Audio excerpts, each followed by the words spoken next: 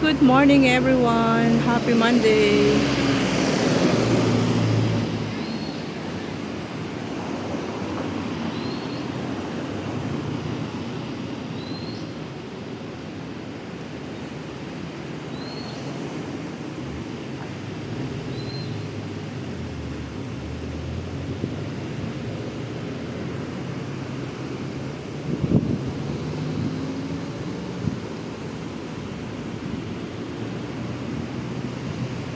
Ganda ng araw ngayon guys, pero may parating na bagyo.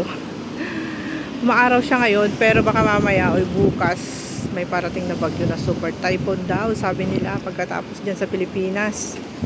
Pero sa Pilipinas yata may bagyo na ngayon guys. So baka pagkatapos dyan sa Pinas, punta agad dito sa Hong Kong, Ay nako. Medyo cloudy siya. Cloudy na, sunny day, tapos mahangin guys, malakas yung hangin na malamig. Yun ang weather ngayon dito sa Hong Kong. So ako'y nag-aantay ng bus papunta sa market, pero yung mga bus papunta lahat sa Kolontong. Ang pupuntahan ko ay sa Luk Fu. So ibang bus yung sasakyan ko guys, kaya ako'y nag-aantay ng bus muna. Puro 29A ang mga bus, so nagmamadali sila. Parang may bagyo. Yung bagyo is on the way. So yung mga Hong Kongers ay naka-high alert sila ngayon, no? Ayan.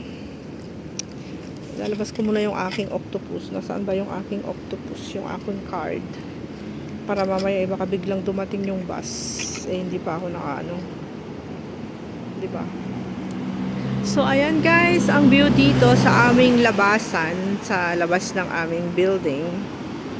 Ito yung aming building. Yan, mahaba hanggang doon sa pinakadulo.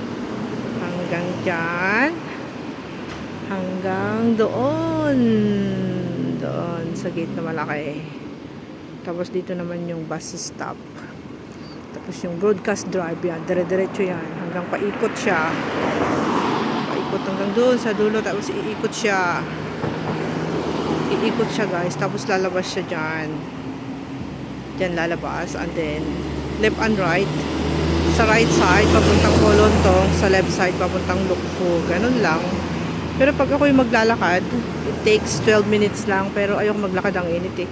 Kita nyo naman yung araw. Nakakapagod maghawak ng payong.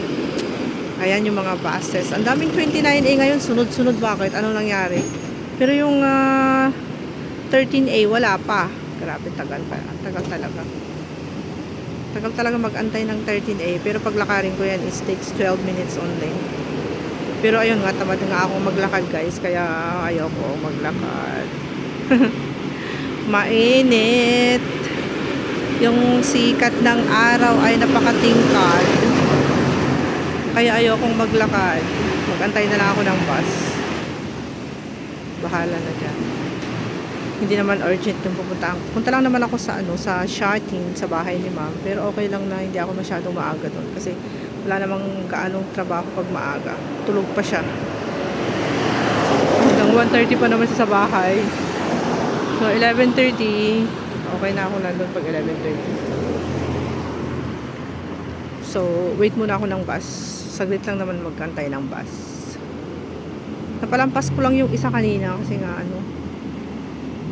hindi ko nakita, nagbibideo ako eh. Ayan, busy ngayon ang umaga. Umagang kay init. Baka bukas nandito na yung super typhoon na sinasabi nila.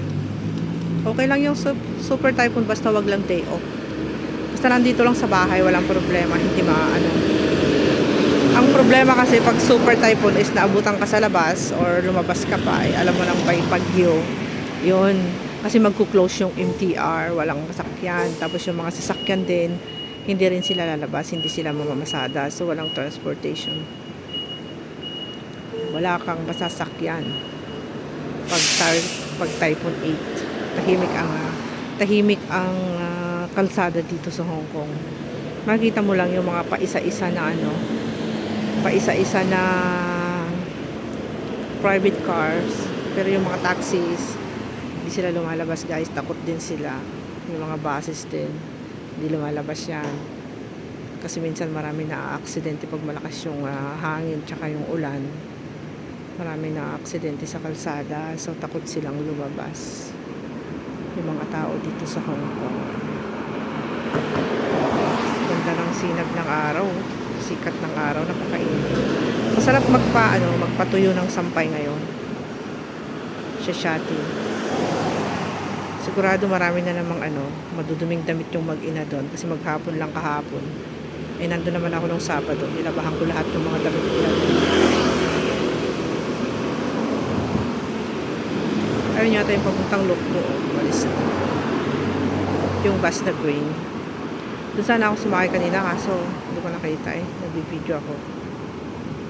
So ngayon guys ay araw ng Lunes and it's Monday. Ako'y nag-aantay ng sasakyan ko papuntang Lukbo at dadaan muna ako saglit ng market tapos dadaan ako ng bangko kasi kukunin ko yung pang market ko doon. Hinulog ni ma'am sa ATM, so kukunin ko yun ang pambili ko ng pork chop at saka ibang kailangan sa bahay. Ayan, mga buses, mga taxis.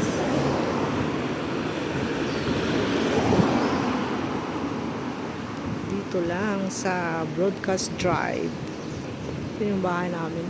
Ganda ng simoy ng hangin dito kasi maraming itong trees na to. Parang acacia, pero hindi naman siya acacia. Pero na-miss ko yung yung punong kahoy na acacia. Eh bakit puro 29A ang mga bus? Ayun, dumaan na naman yung 29A. Wala pa yung 13A. Ay my gosh. Oh my gosh, yung 13A talaga ikulelat. Sabihin, kunti lang yung tao dyan sa Lukbo papunta rito. Yung iba kasi laging naglalakad. Kaya mga yan, naglalakad na sila guys. Papunta na dyan, 12 minutes lang, padiretso ka lang doon sa dulo. Pero at dahil ako'y takot nga, ay tamad nga akong maglakad, kaya mag-aantay na lang ako ng bus. Kasi ayoko maghawak ng payong, kakainis. Diba? Ayan nag-market siya, ang daming karga guys. Dito sa amin yan, dito sa may kwan namin, building. Yan, si ate, punong-puno yung kanyang trolley. Tagal naman kasi ng 13A bus. Ang purple bus. Wala na yung mga bulaklak ni Lolo dito dati kasi daming bulaklak dito. Nalaglag lahat yung mga bulaklak. Ay nako. Bakit ang bilis nalaglag yung mga bulaklak ng mga santan na yan? Kasi dati ang dami pa eh. Isang linggo lang wala na agad. Bakit? Ang bilis. Eh dami nakaparada ng sasakyan din eh. Tapos dami ding sasakyan dun sa may crossing. So hanggang dito na lang ang aking video guys. Thank you so much for watching. Love you all. Have a nice day. Take care always. Enjoy. Bye. Bye. Bye. Bye. Bye. Bye. Bye. Bye. Bye. Bye. Bye. Bye. Bye. Bye. Bye. God bless. Love you all.